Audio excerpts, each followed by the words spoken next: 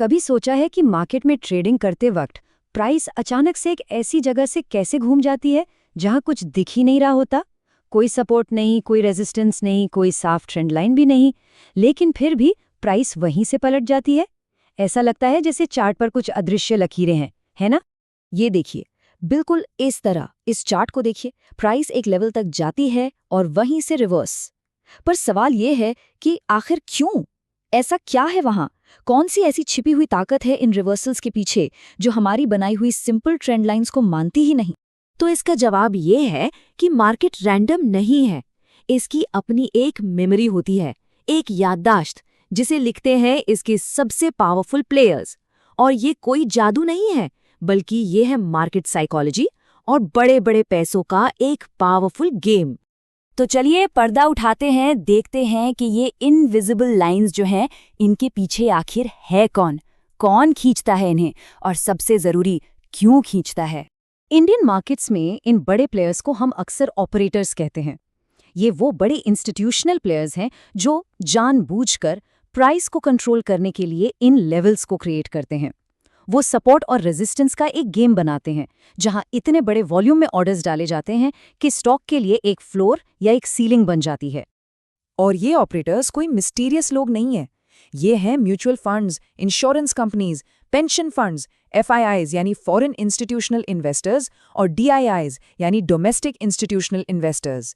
इनके हजारों करोड़ों के जो ऑर्डर्स होते हैं ना, वही मार्केट में वो लेवल्स बनाते हैं जहां प्राइस को रिएक्ट करना ही पड़ता है।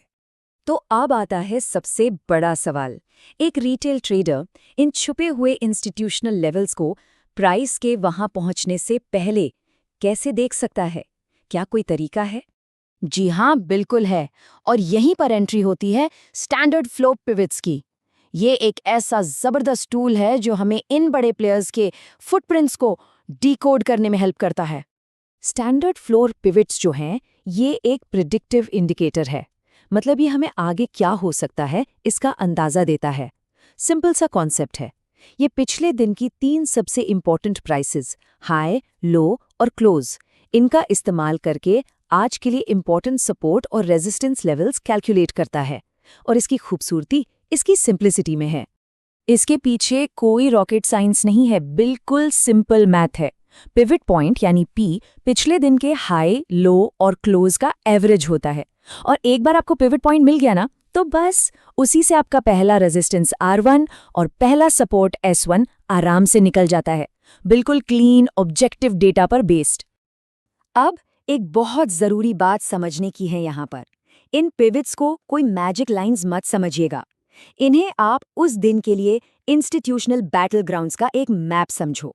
ये वो प्रोबेबल एरियाज हैं जहां आज बायर्स और सेलर्स के बीच सबसे बड़ी लड़ाई हो सकती है। ठीक है, थ्योरी बहुत हो गई। चलो अब इसको एक्शन में देखते हैं कि चार्ट पर ये पिवट्स असल में दिखते कैसे हैं और काम कैसे करते हैं। याद है वो निफ्टी 50 का चार्ट जो हमने शुरू में देखा था? ये सारे रिवर्सल पॉइंट्स बिल्कुल रैंडम लग रहे थे ना। ऐसा लग रहा था जैसे प्राइस का जहां से मन किया बस वहीं से घूम गई। और अब ये देखिए जादू। सेम चार्ट पर जैसे ही हमने पिवट पॉइंट R1 और S1 की लाइंस डाली, अचानक सब कुछ क्लियर हो गया। जो रिवर्सल्स पहले रैंडम लग रहे थे, अब वो इन इंस्टीट्यूशनल लेवल्स पर एकदम परफेक्ट फिट हो रहे हैं। यही है वो आहा मोमेंट, जब केओस ने ऑर्डर दिखता है। तो आखिर ये लेवल्स हमें बताते क्या हैं?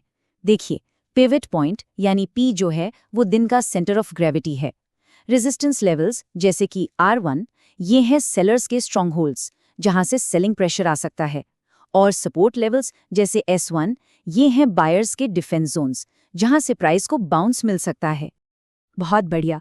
तो अब जब हमें पता चल गया है कि ये लेवल्स कहाँ हैं, तो एक ट्रेडर इस इंफॉर्मेशन को यूज करके मार्केट में एक एज, एक बढ़त कैसे हासिल कर सकता है? पिवट्स जो है ना, ये हमें कॉन्टेक्स्ट देते हैं।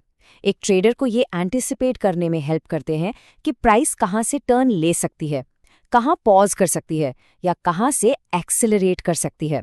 ये बिल्कुल वैसा है जैसे आपके हाथ में मार्केट का एक मैप हो जो बता रहा है कि यहाँ पर ध्यान दो। इसको यूज करने का एक प्रैक्टिकल फ्रेमवर्क क्या है? नंबर 1, मार्केट खुलने से पहले ही डेली पिवट्स प्लॉट कर लो। नंबर 2, मेन सपोर्ट और रेजिस्टेंस जोन्स को आइडेंटिफाई करो। नंबर 3, दिन के टाइम इन लेवल्स पर प्राइस एक्शन कंफर्मेशन का वेट करो, जैसे कि कोई रिजेक्शन कैंडल, पिन बार या कोई ब्रेकआउट। और हाँ, सबसे इंपॉर्टेंट, हमेशा रिस्क मैनेज करो। पिवट्स गाइड हैं, गारंटी नहीं। स्टॉप लॉस नॉन नेगोशिएबल है। और ये एक प्रोफेशनल ट्रेडर का सबसे इम्पॉर्टेंट माइंडसेट है। याद रखिए, पिवट्स एंट्री सिग्नल्स नहीं हैं, ये रेफरेंस पॉइंट्स है। असली स्किल इस चीज में है कि जब मार्केट इन लेवल्स तक पहुंचे तो आप वहां के प्राइस एक्शन को कैसे रीड करते हैं। पिवट एक टूल है, पूरा ट्रेडिंग सिस्टम नहीं।